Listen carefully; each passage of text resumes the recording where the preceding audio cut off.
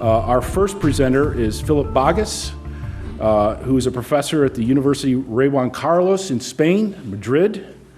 He's going to be presenting two books, recent books, The Tragedy of the Euro and Deep Freeze. Philipp?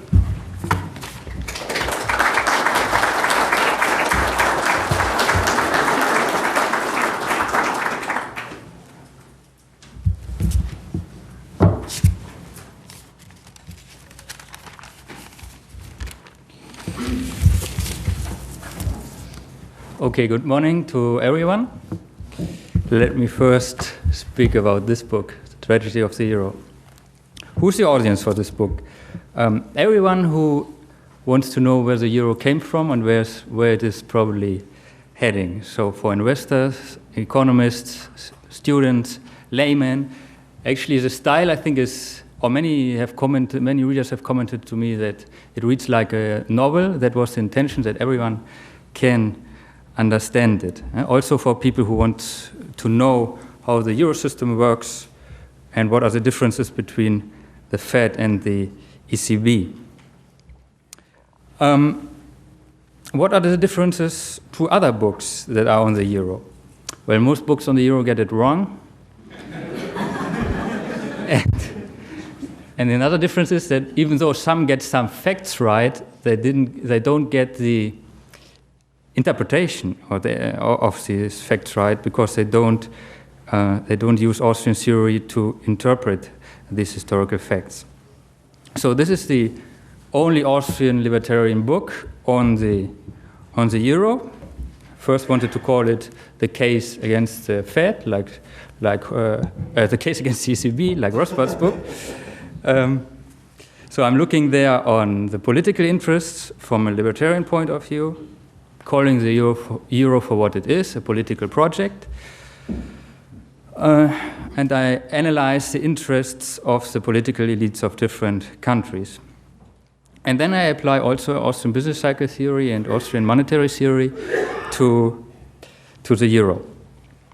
So it's a unique combination that no other book has, because it looks from a libertarian perspective on the politics of the euro and from an Austrian perspective on the monetary setup of the European monetary system.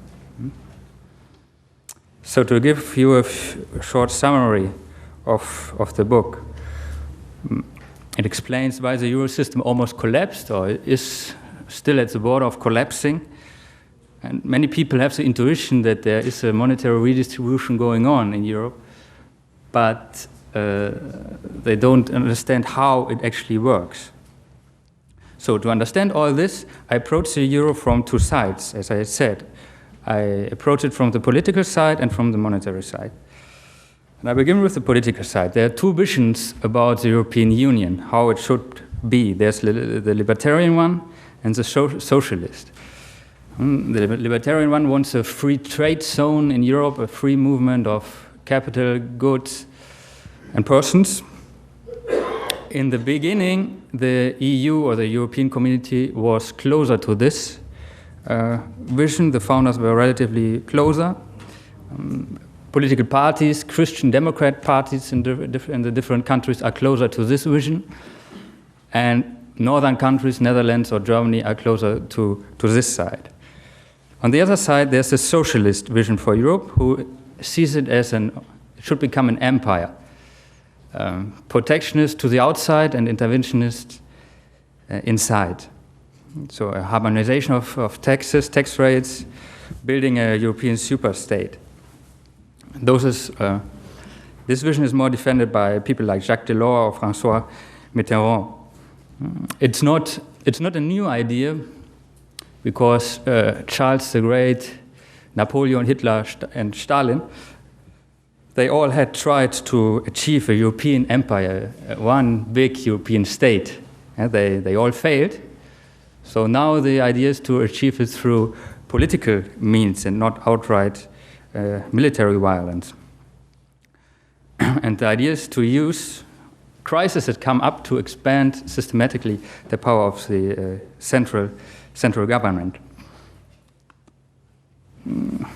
Socialists of all parties are on this side of the battle. and a coalition of governments, normally led by the French government, who after the Second World War wanted to make up first for the humiliation of 1940, and then also for the lost colonies, and built an empire in Europe. So there was a struggle between the two. The socialists gaining power slowly, but then there was a fatal change in the dynamics. That was when the German Wall came down, the Berlin Wall in 1989. Because with this, the power would change, because Germany would get stronger, and Germany was, as I said, closer to the libertarian side or opposed to the empire side. And also Eastern European countries were coming and wanted to join the European Union, and they, of course, were fed up with empires and central governments and the socialist vision. So the danger for the socialist side was that the evolution would go toward a big free trade zone in Europe. So they took a one step forward, that was towards centralization, that was the introduction of the single currency. That, as we see, produces crises that then are used for political integration. Especially France was pushing this. It wanted to the French government wanted to get rid of the discipline of the Bundesbank. The Bundesbank was, after the Second World War, it was the most feared institution after the Wehrmacht in Europe, because it was when the Bundesbank raised interest rates, France had to raise interest rates as well, because otherwise the French franc would devalue, something very embarrassing for the Bank of France. So, as the Bundesbank was the German central bank was relatively restrictive with its monetary policy, the Bank of France had to follow and could not as much as it wanted. So this posed a limit for the French government spending, because the French central bank couldn't monetize as much as it wanted. So indirectly, Germans were limiting, or the Bundesbank were limiting the French government spending. So the losers of the war would limit the government spending of the French government, of France, which of course is a scandal from their point of view. They actually, in negotiation, French politicians started to talk about the German atomic bomb. And the Germans answered, well, but we are not allowed to have atomic bombs, and you know that. Yeah, but we refer to the Deutschmark.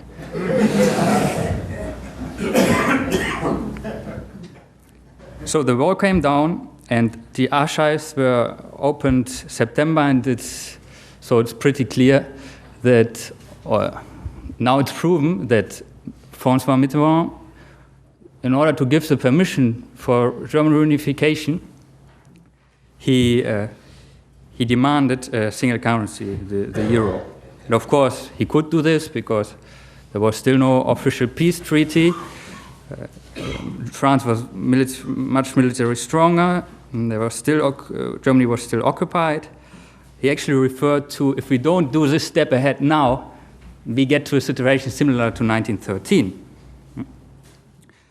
So, but finally, he gives the permission to reunification in exchange for the D-Mark, which of course was an important victory for the socialists, because it provokes debt crises that lead then to centralization. And the end of the euro would probably indeed be the end of the socialist vision for Europe, and that is why they do everything to defend it.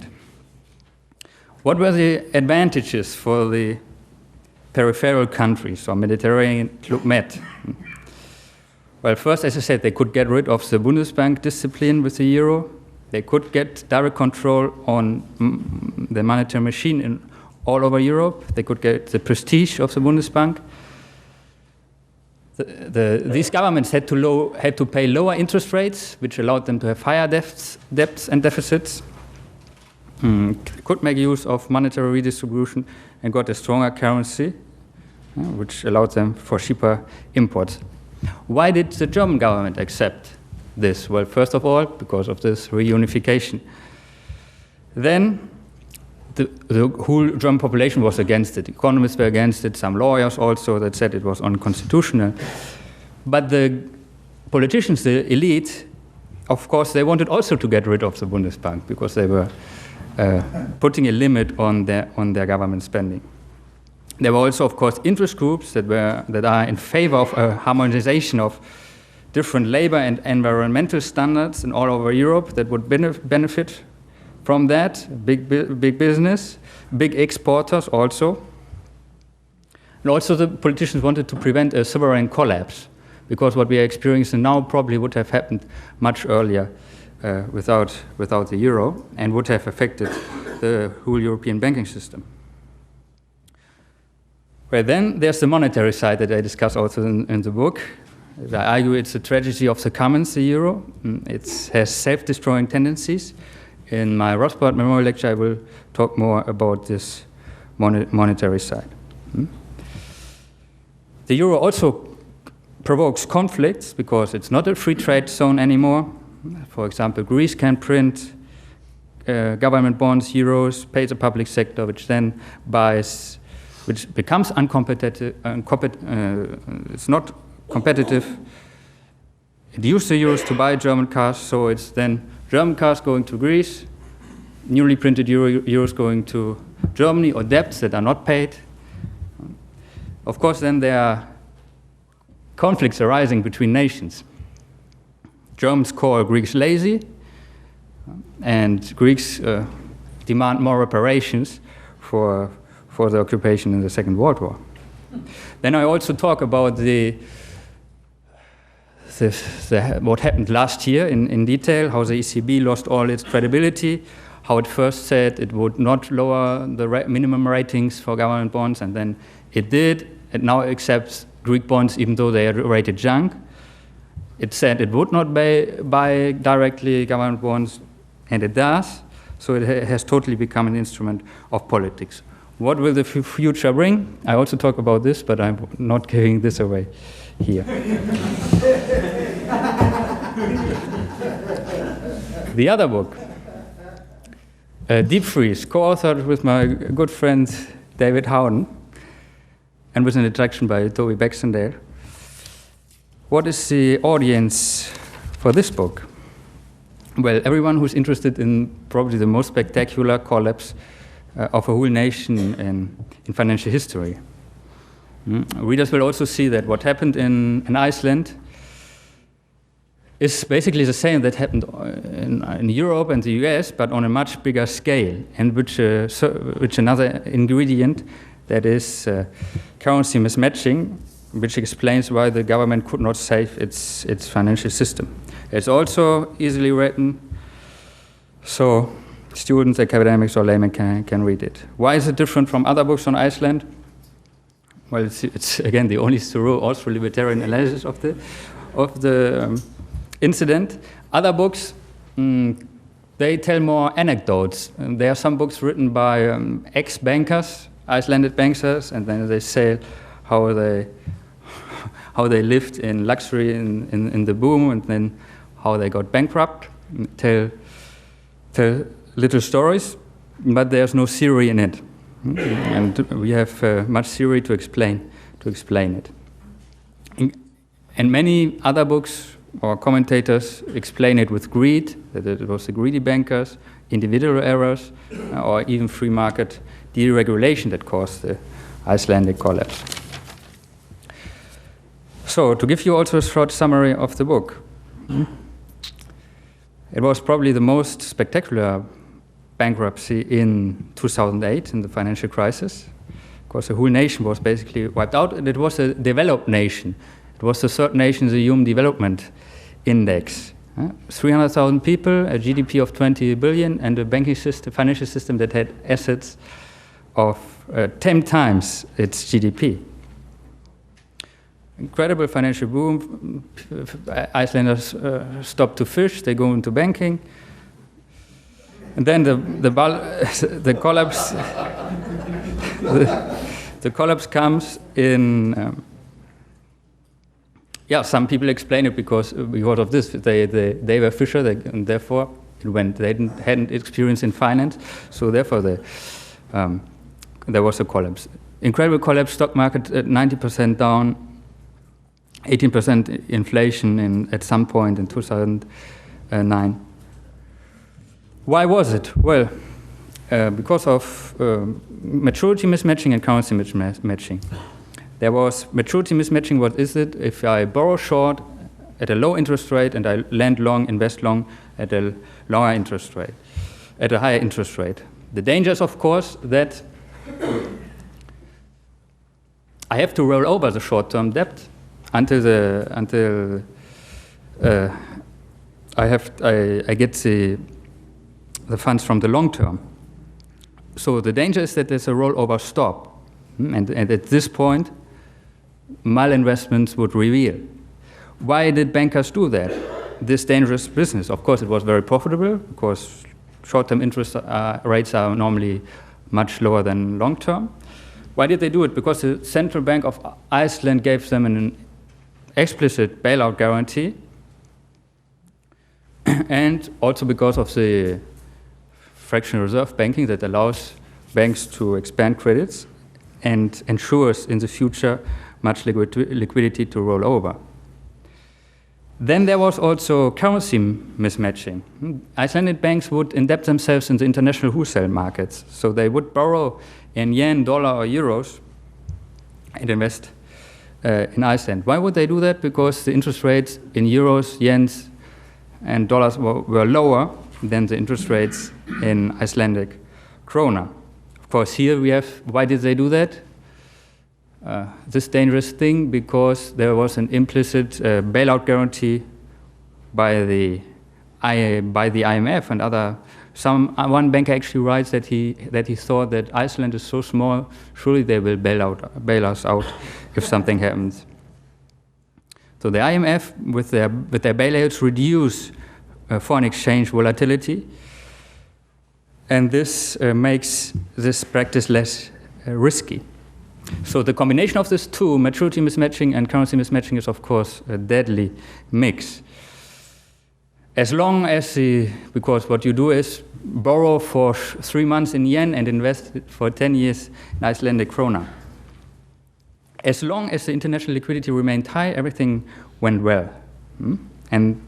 But with the Lehman Brothers collapse, international wholesale markets dried up, and it all fell down. There were many malinvestments, for example, in aluminium smelting, in housing. There was a housing financing fund close to what Freddie Mae does, but they give directly to consumers loans, mortgages. The financial sector expanded. They also started to buy businesses, international businesses. For example, they bought a stake in EasyJet or in the soccer club West Ham United. So Icelanders was called marauding Vikings because they would buy other companies, we might call it monetary violence this time. But then, and it was overconsumption also, big parties, luxury electronics, the sale of champagne rose 82% in 1 year. But then, with the collapse of Lehman Brothers, all came down, the krona collapsed, basically because the central bank had as assets only loans to insolvent banks and to the insolvent government. And because these banks had debts in foreign currency, the Central Bank of Iceland couldn't save them. So here I leave it for the next. Thank you very much.